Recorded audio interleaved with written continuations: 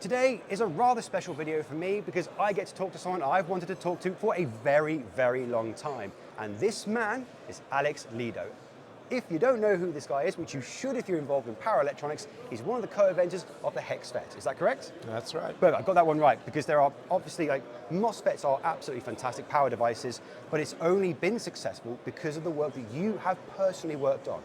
So before we dive into sort of like all the technology you guys are showing today, where you think it's going in terms of GaN and SiC and all this kind of stuff, just tell the audience who you are, what you do, and what you like to do in your free time. I'm Alex Lidow, and I've been in this business. This is my 50th year. So, Don't look it. eventually you have a history, right? When you get this way. But I've always been involved in making power conversion more efficient. That started back when I was a graduate student, and I recognized the contribution that made to our standard of living. The HEXFET and even the power MOSFET we developed before that, those were in an effort to enable switching power conversion, which was not really very good because the switching components, bipolar transistors and thyristors, weren't really fast enough to make switching power conversion good. So, that was the motivation there. Now, time rolls on. We made lots and lots of power MOSFETs over the years, and around the turn of the century, I realized that that silicon was running out of room. There was reaching its theoretical limits for power conversion, and that's when I started looking around for what's next. And I read about these researchers in Japan that had grown device-grade gallium nitride on top of silicon, and that really made some light bulbs flash. And so I started working on gallium nitride because by putting it on silicon, it became you could manufacture it in a silicon wafer fab. And by only having a very thin layer of GaN, you didn't really add much cost to do that. So I thought, well, that's probably a good thing to pursue. And eventually I started EPC with that concept. So a quick question about the GaN layers actually, because now you mentioned about growing it on top of I guess it's like an epitaxial layer, isn't it, kind of thing? Yeah. So what kind of size or height are we talking? Is it nanometers, micrometers, this sort of nitride layer? Our devices typically have 1 micron of this heterostructure. It has aluminum nitride, aluminum gallium nitride, all in different layers. Really? Oh wow, so why so many different layers when you build it up? So underneath the GaN, you start with silicon. And silicon has a lattice constant that's very different than GaN.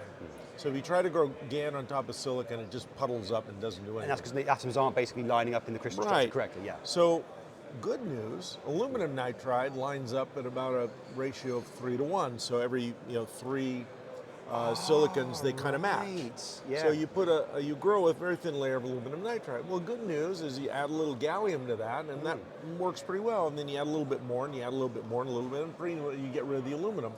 So then you have gallium nitride. Now, gallium nitride is a polar crystal. And polar crystals mean that if you bend them, they generate a slight electric field. Okay, because they're polar. Is that the same as a piezo? Is that the same as a piezo crystal? That's the piezo effect. Oh, right. That's what. But silicon, is purely symmetric, so it doesn't matter what you do with it, it won't do that. Yeah. So the clever thing, which was I think first discovered in the 1990s, is that if you grow a thin layer of a different crystal lattice, like aluminum gallium nitride on top of the gallium nitride, it squeezes the crystal, and that generates an electric field with the piezoelectric effect. Now that electric field is actually huge because it's really it's an atomic scale of squeezing, so it's quantum scale. Yeah. And the electric field then attracts electrons up to that surface, which actually then gets squeezed enough to become quantum mechanical, and it makes them very, very fluid in the surface, or high mobility. Yeah. And that's why it's called a high electron mobility transistor, or HEMT. And that's what makes it so much more conductive compared to. Yes. So right. It's really fun. I've never actually heard it described as to why gallium nitride as devices it's got so much more electron mobility. And it's not. So you're saying it's not so much about the gallium nitride layer itself. It's about the way it interacts through these crystal layers to create this high stress region where electrons are effectively being pulled up. Yeah. That's absolutely fascinating. Yeah. So a quick question before we jump into gallium nitride. Now, I might be wrong, but I really want you to tell me. So Is it true that when you were developing the HEXFET, was it something that arises almost like by accident in terms of like how it actually ended up being very, very effective? Yeah, yeah. I mean, most inventions are some sort of a mistake happened, but it was actually before the HEXFET we were making another power type of. Oh, well, it was a MOSFET, which is a MOSFET. The HEXFET was the second generation MOSFET actually. The first generation one was a device that we had to actually draw by hand. Really? So I sat in front of a drafting table, and you draw these lines at 200 scale. So if you want 10 microns, it would be 2 millimeters and that kind of thing. So, a device that was 6 millimeters on the side would be, just a huge table. And you, with a ruler on a drafting table, you would draw lines like that to make every single feature. And usually start in the middle of a cell, and you draw out, and then it's got curves. It's very, very time consuming in those days. There were no CAD systems in those days. So, and then you take that to like a mask maker, and they actually digitize it and then make masks, and that's what happens. So all that happens, and then we built devices, and they didn't work. And they were supposed to be like 1 ohm, and it said there were 2 ohms. So they actually functioned, but they were not. They didn't achieve the performance that they needed to be. And my colleague, who we'd been to graduate school together and everything like that, we were dissecting and everything. He says, I think you drew this line wrong. And he was right. I had actually put 2 features too close together. And because of it, the region in between got pinched off, and it wouldn't let the electrons through, and that's what caused the problem. So we were doomed, because taken 6 weeks to draw this thing, and then a couple of weeks to make the masks, and a few days to make the wafers, and we were 2 months away from launch. So what do? There's no way to fit that in the timeline. But necessity is the mother of invention. And I remember I was driving to my brother's birthday party, and on the San Diego freeway at this specific spot, and I see it every day, and I think about it every day. The idea came. Oh, this is what you do. You add a charge in that region, which will keep the thing from pinching off. So you inject charge right there.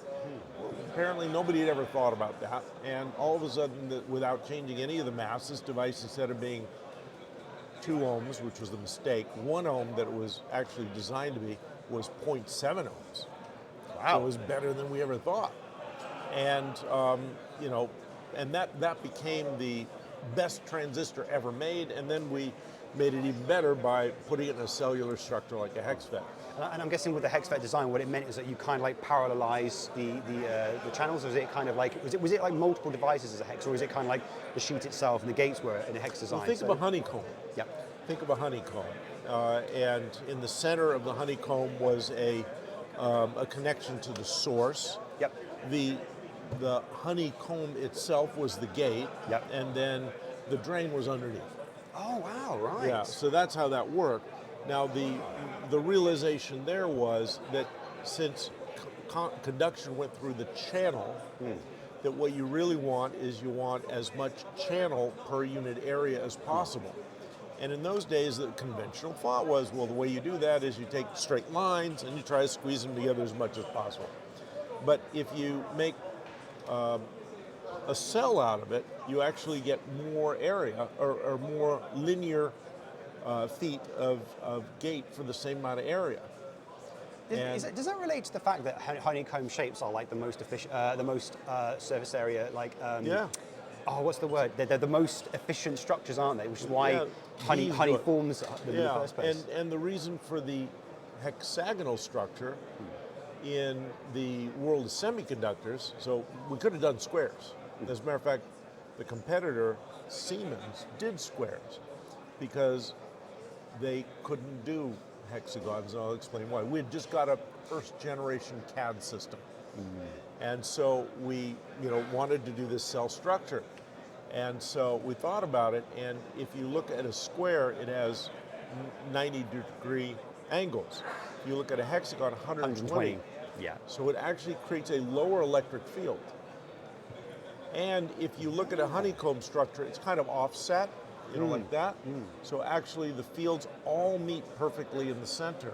So you never have a point where you have high electric field. Because a 90-degree point is quite sharp and it's this high concentration point. But and also, if you stack them side by this, there's always a little hole there. Okay, now that's what Siemens did. They went because they didn't have a CAD system that could do angles.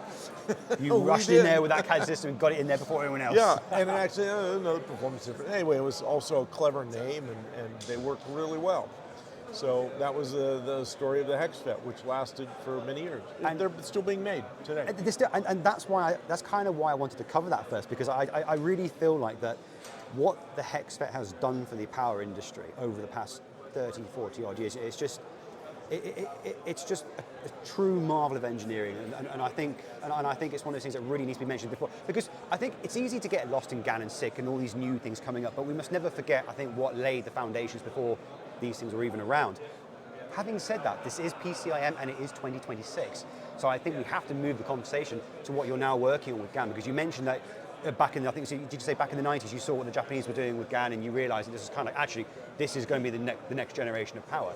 Well, and it was the realization that silicon was running out of room that made it necessary to find something to go further. Yeah. Because I often get the question, well, what about gallium oxide? What about aluminum nitride? What about diamonds? Why aren't we doing that? And the answer is that gallium nitride that we're doing today still has a lot of room. We're 100x away from the limit of performance. So there's really no motivation to try something extremely risky and extremely new when, in a few years GaN will get there. And so it's that scaling. It's like the early days of silicon. Yeah. They knew that their transistors could go down to the nanometers. So working on them in the hundreds of micrometers makes sense, because for the next 30 years, you're going to keep shrinking. You're going to keep making them better. So I think what I'd like to ask you then is, you started EPC. And you've been working on GaN devices. Could you tell us what you are showing off today here at PCIM? So, we focus very much on the lower voltage range of gallium nitride, and that's like 200 volts and down. And the reason we focus there is that that's where there's a lot of customers that really need high performance. Yep.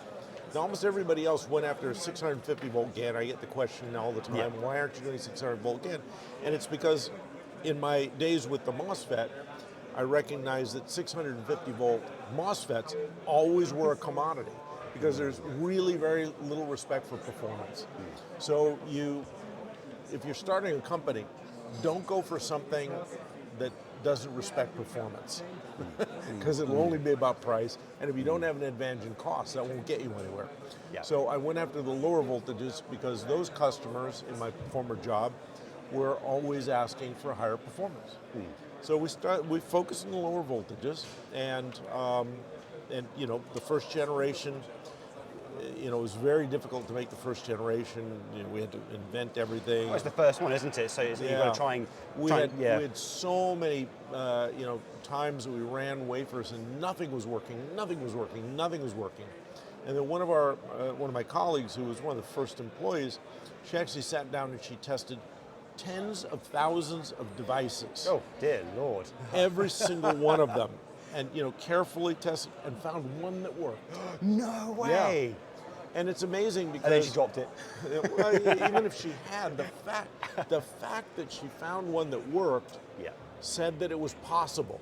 That's the most important thing. That was the existence proof that we needed to really have confidence to go forward. I mean, we were running out of money, we were running out of time. Oh God, nothing was working. You had the proof. And you had the proof. And 3 months, 4 months later, we were able to reproduce that repetitively. And then that was our first generation. I went around selling the first generation, and people were saying, sounds good, but nobody was using it. Yeah. Until a gentleman by the name of Dave Hall came to visit, and he said, that's the component I've been looking for. And I think there's the other lesson, and that is, if you don't have a killer app, you've got a technical curiosity. Yeah. And I hear all the time, people come up with me, I've got this wonderful thing or whatever, and I said, well, what's the killer app for it? Oh, but it's so much better, but what's the killer app? You don't have that. So was he a customer that approached you? Sorry. Yeah, but what he did was he said, if I can fire a laser fast enough and powerful enough, I can create a machine that can see in 3 dimensions very accurately. Is this lidar? And that was lidar, Dave Hall. And that was powered by that was using GaN's ability That was to. using GaN. Now he had made them before, but with silicon. But silicon was so slow that lidar was no more accurate than radar. So he had made those, and so he recognized right away that the additional speed of GaN would give you the resolution that you needed to really compete against radar, and that was the beginning of the whole lidar industry. And that became our, there's the expression of crossing the chasm. You've got this technical thing, but you need something that gets into volume to get you over that hump. And that was our cross the chasm. It was nothing that we expected. I had no idea what lidar was when we started GaN. When we started GaN, I said it's going to be great for high density DC to DC power conversion. That was the thesis. And it turns out it took us several years to actually make that happen. And lidar got us there. Yeah, and because they found that one small little device on that wafer that actually proved that it could work. Alana found that one device, and if she had just been lazy or not interested or whatever it was, we'd probably have given up. And so, would it be fair to say that all of your GaN devices now have stemmed from that first device? Oh, for sure. So could you tell us what it is that you guys are actually introducing at PCIM 26 and sort of like the technology that you guys are trying to get into? So, let's first work backwards from the application, and I'll tell you how we're getting into it. So, we're a small company, so we have to use as much leverage as we can find. And so what you want to look for is the application that requires the most respectful of performance, okay, and figuring out how to make that application or work in that application will also give you a lot of collateral opportunities. Yeah. What do I mean by that? Well, we looked at just in the last few years, we discovered that a lot of people were buying our ICs that were making these humanoid robots. We wanted to know why. And it was because gallium nitride ICs were the only way they could, make high density joints and motors and things like that, and therefore they really needed that performance. Well, so we started making things that were, focused on that application, and lo and behold, that's also really good for drones.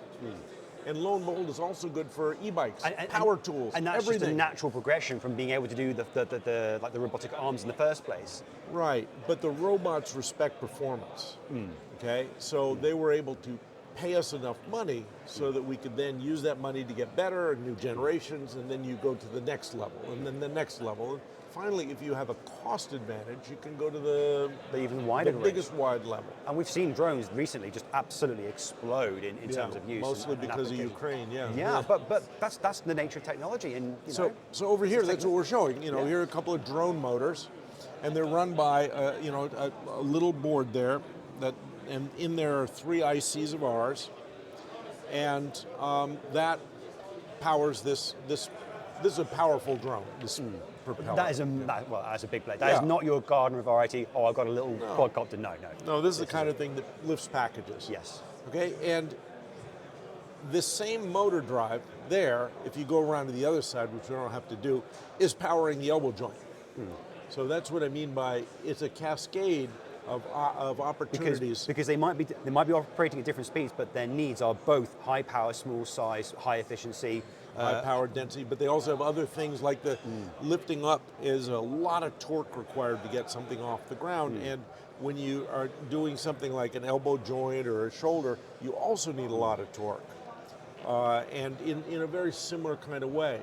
If we had started making motors for, I don't know, a power tool, it might not have been the right thing for this. So you've got to pick what's at the top of that pyramid. And then work your way down effectively. Yeah, and then, so we did the same thing with DC to DC.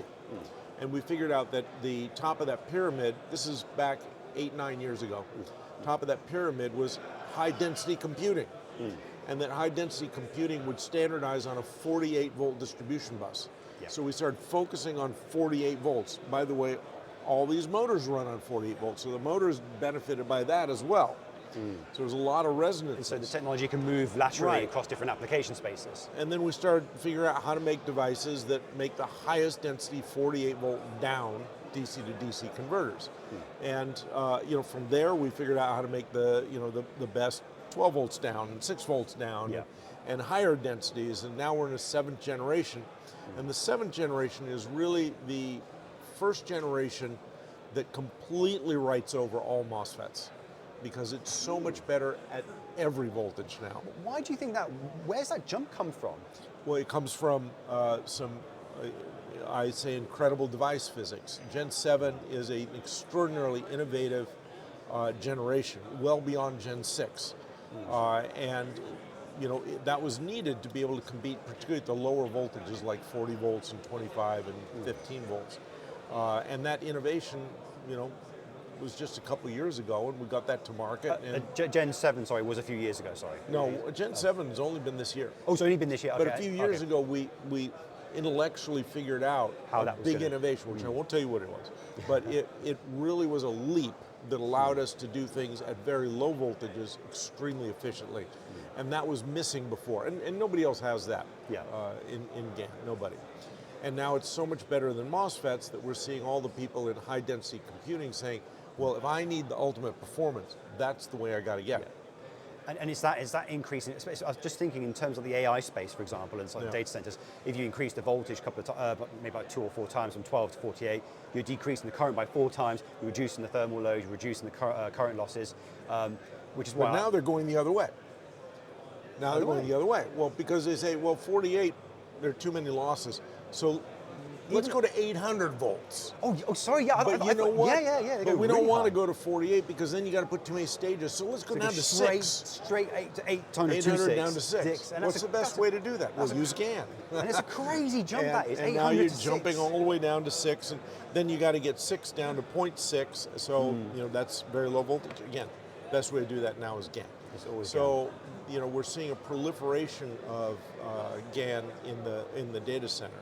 We were there for 8 years, but always at that 48 volt node. Now there's still 48 volt nodes, there are 12 volt nodes, there's 6 volt nodes, and there's 800 volts that we address with a multi-level topology. And I also think that the shift towards those 800 volt systems also comes down to the use of batteries and systems for backup systems internally in data centers. So I've personally seen a sort of shift towards sort of backup battery systems when you have a rack here, battery there, if the power goes, or if you want to kind of intelligent power distribution, you can literally go straight from the 3-phase coming in almost directly into the graphics card with those huge jumps, but also charging the battery and going back as well. Yeah, the battery backup is essential to avoid any kind of a loss of capability, because these things now in AI are being run on 1,000-hour training sessions. And if it you stops, go halfway through, 99.9% of the way, power goes out and suddenly all of that's gone. It's not acceptable. Not acceptable, no, I know.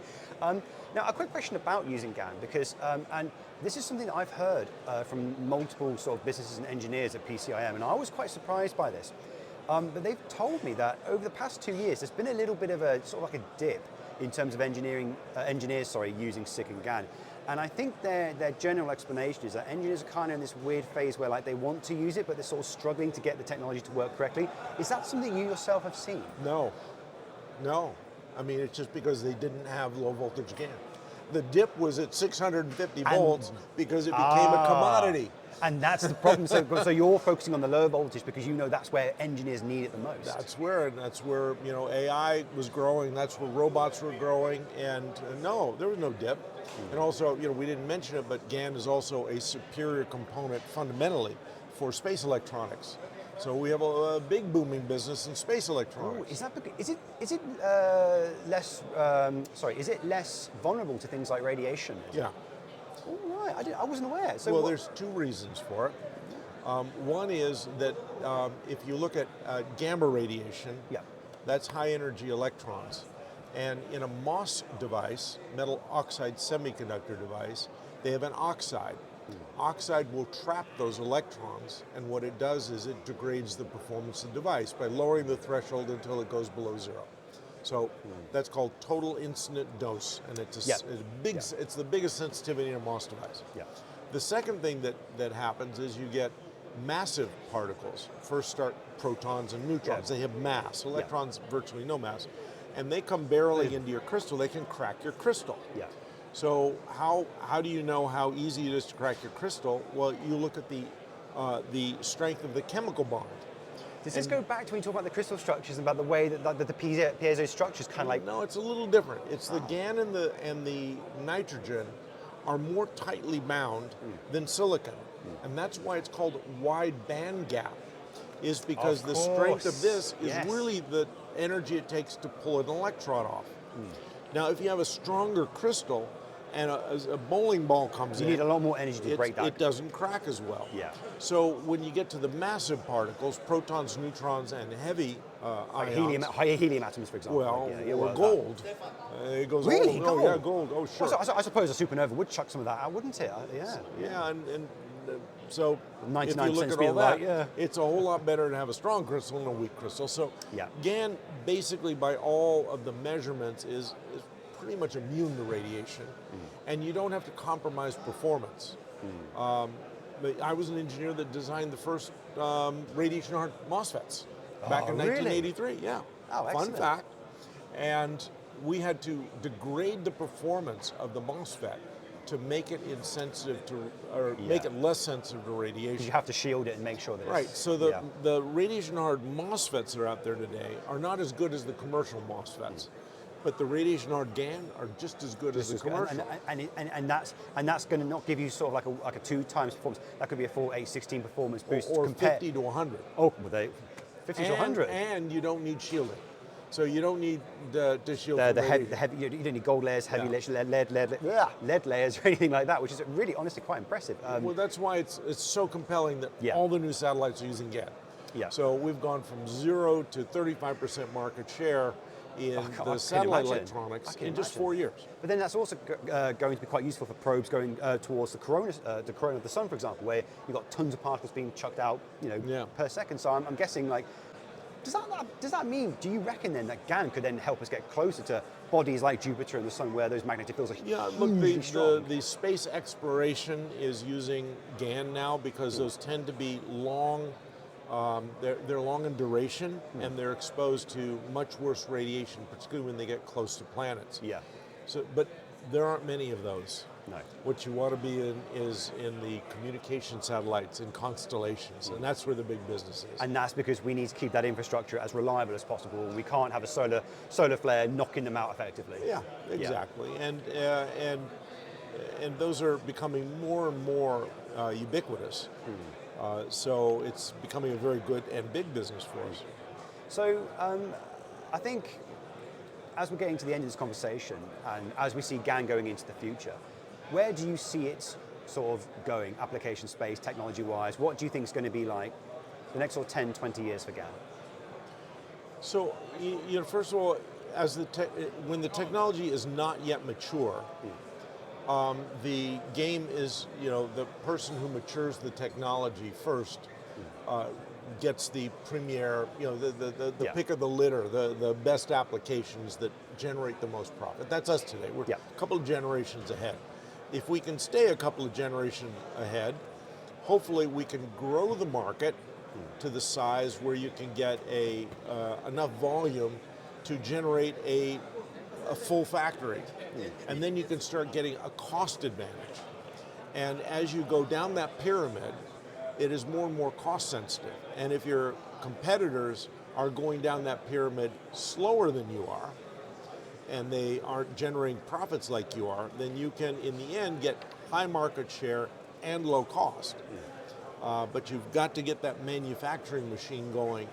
And so, for the first, I'd say 3-4 years, it'll be all about maturing the technology. For the next several years, it'll be lowering the cost. Fantastic. Well, all I can say, it's been an absolute pleasure that you've had us here today. And it's great to finally be able to meet you. And thank you ever so much for having us here today. It was a lot of fun. Thank you.